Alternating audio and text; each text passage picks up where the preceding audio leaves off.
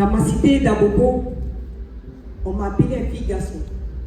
Pas parce que je voulais changer de peau, mais parce que mes mains savaient jongler avec les billes, mes pieds savaient pas aller au ballon.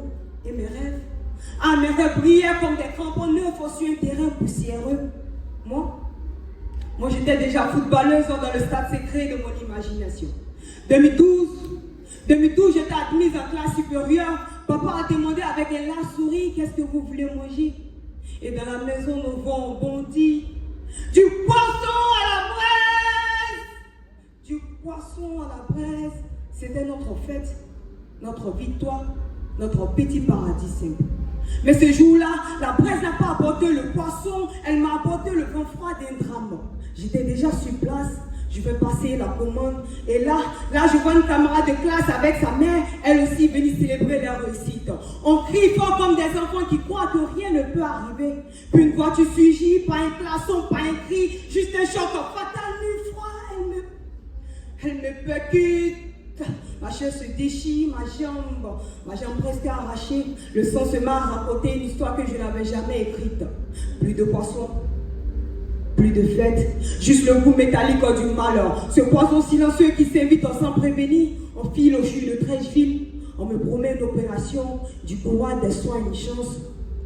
Mais au bloc, ils ouvrent, ils voient et appellent papa. 3 mots tombent comme un verdict final. C'est trop tard, la chair a pourri, la seule option c'est d'amputer. La seule option c'est d'amputer.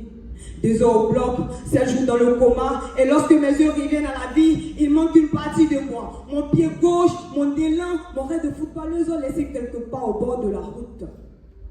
Mais le plus dur, ce n'est pas l'amputation, non.